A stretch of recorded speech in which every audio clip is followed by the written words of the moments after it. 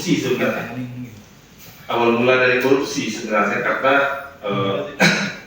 kalau ketika mereka masuk sudah invest cukup besar uang, ya pasti akan memikirkan bagaimana uangnya akan kembali. Jadi proses bisnis jadinya, proses transaksional kemudian yang terjadi dalam konteks demokrasi elektoral di Indonesia. Awal-awal kita nggak membayangkan seperti ini ketika kita mengintroduksi pemilihan kepala daerah secara langsung, tapi yang terjadi kemudian seperti itu, dan banyak kepala daerah yang terjerat korupsi, dan tentu itu terjadi karena mereka membutuhkan upaya untuk mengembalikan biaya politik yang mahal. Jadi satu soal biaya politik itu tidak bisa kita pungkiri merupakan satu persoalan di dalam penyelenggaraan pilkada. Meskipun sebenarnya sudah ada aturan tentang dana kampanye, ya. Ada batasan-batasan tertentu, jumlah penerimaan dana kampanye, sumbernya, transparansinya, laporannya, tetapi memang kita belum begitu serius menata transparansi pendanaan kampanye. Padahal kalau itu dilakukan, itu bisa meminimalisir biaya dan juga bisa meminimalisir potensi money politik. Saya ingat waktu bulan Juni lalu, saya kebetulan ke Belanda, dan di Belanda sedang waktu pemilu. Jadi nggak kayak kita itu pemilu balihonya di mana-mana, di pohon di mana-mana ya. Di sana simple sekali, jadi di balai kota satu papan besar itu dipasang oleh penyelenggara pemilu, siapa aja calon-calonnya. Jadi tidak mengganggu ruang publik. Kalau di kita kan mengganggu ruang publik kan, mengganggu estetika, kenyamanan juga, keselamatan juga dalam beberapa hal gitu. Nah, kalau misalkan itu ditata mungkin biaya politik nggak akan terlalu besar. Nah, tetapi belum ada penataan yang sampai mengarah ke sana. Dan bahkan studi KPK misalkan menyebutkan bahwa kepala daerah itu bisa menghabiskan 150 miliar, besar sekali ya. 150 miliar itu besar sekali untuk bisa menjadi calon kepala daerah. Belum tentu, itu pun belum tentu bisa terpilih.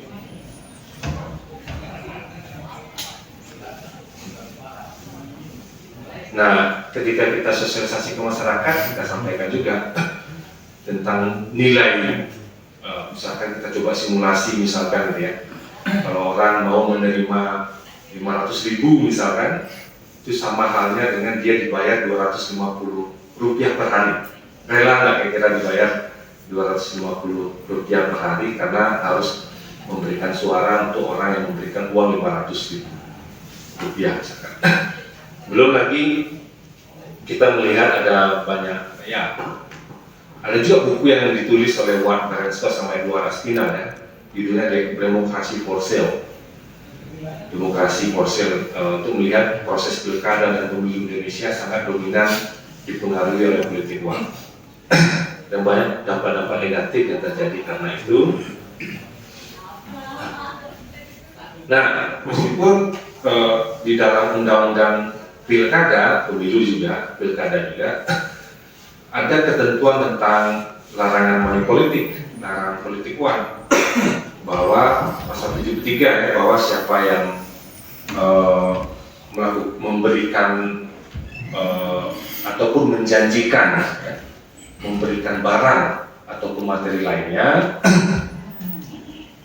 dengan tujuan untuk mempengaruhi pemilih, mempengaruhi supaya memilih ataupun supaya tidak memilih bahkan itu bisa dikategorikan sebagai tindak pidana politik uang. Kurang lebih konstruksi pasalnya mirip dengan di dalam undang-undang pemilu. Itu baik bisa dilakukan oleh pasangan calon, oleh tim kampanyenya ataupun partai politik. Bisa memberikan uang, barang ataupun materi lainnya, atau janji juga bisa. Nah, sanksinya yang berbeda sebenarnya regulasi antara pemilu dengan pilkada. Kalau regulasi pemilu yang bisa dikenakan pidana hanya pemberi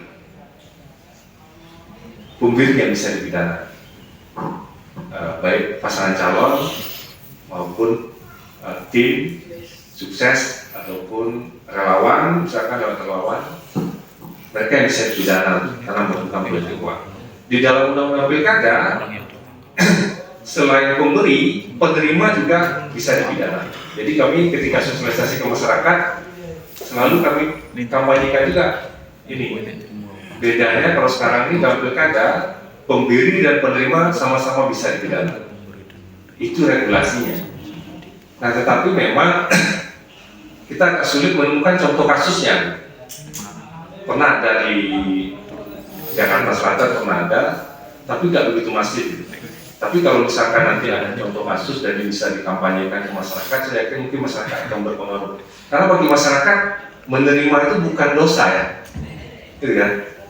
Kemarin misalkan kita waktu training dengan Perludem di kampus, di Fakultas Hukum, mantan ketua KPU Arief Budiman ya, ketika dia presentasi nanyakan siapa yang pernah menerima uang, ada juga mahasiswa gitu yang angkat tangan, ya kan? Artinya ya bahkan bagi mahasiswa pun beberapa ya, semua tentu menganggap itu sesuatu yang bukan sesuatu yang salah, meskipun undang-undang pemilu sudah menyatakan bahwa mereka bisa juga dipidana. Jadi ini ada satu budaya tertentu ya yang kita perlu ubah cara pandang orang untuk menilai bagaimana politik elektoral, dan itu harus dalam edukasi langsung ke masyarakat. Nah, problem lain yang membuat persoalan money politics ini jadi agak sulit untuk diberantas adalah karena ada beberapa pengecualian. Jadi ada yang dikecualikan, misalkan yang tidak termasuk memberikan uang atau materi lainnya, meliputi biaya makan dan minum peserta kampanye, biaya transportasi peserta kampanye, biaya pengadaan bahan kampanye pada pertemuan terbatas dan atau pertemuan tatap muka, dan dialog dan hadiah lainnya berdasarkan nilai kewajaran dan kemahalan suatu daerah yang ditetapkan dengan peraturan KPU. Dia dilarang, tetapi dalam bentuk-bentuk tertentu dia boleh. Nah, yang dibolehkan ini batasannya nggak begitu jelas. Misalkan untuk biaya makan atau biaya transportasi lah. Ya. Biaya transportasi itu gimana? Boleh nggak dikasih uang? Aturannya nggak boleh. Tapi bagaimana kalau misalkan yang datang itu pakai kendaraan sendiri minta ganti bensin, gitu ya? Ganti bensin dalam bentuk uang. Nah, jadi itu belum lagi misalkan hadiah. Nah, KPU sudah punya peraturan menentukan batas maksimum hadiah yang bisa diberikan, tapi kadang seringkali terjadi juga hadiah itu melampaui batas itu. Bahkan dalam waktu tertentu misalkan ada hadiahnya umroh, gitu kan? Hadiah umroh, jalan santai hadiahnya umroh, atau hadiahnya sepeda yang nilainya di atas dari batas kewajaran itu. Jadi itu yang kemudian membuat kadang agak sulit juga. Belum lagi misalkan karena money politik itu kan selain memberikan barang juga bisa memberikan janji. Nah, janji ini kan agak sumir. Janji itu karena setiap pasangan itu sebenarnya harus punya janji, ya kan? Harus punya janji yang dituangkan dalam visi dan misi. Visi misi itu disampaikan bagian dokumen resmi ketika pencalonan. Misalkan dia datang ke satu daerah, visi misinya adalah membangun jalan pertanian, misalkan ya.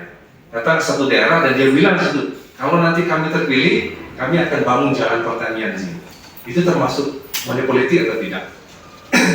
Nah, itu kemudian aturan-aturan itu membuat sumir untuk mengidentifikasi apakah ini bisa dikategorikan sebagai money politik atau tidak. Nah, itu yang kemudian membuat baik Bawaslu maupun Gakumdu akan berpikir ulang untuk melihat pemenuhan kualifikasi dari tindak pidana money politik yang dilakukan oleh pasangan calon maupun oleh tim suksesnya.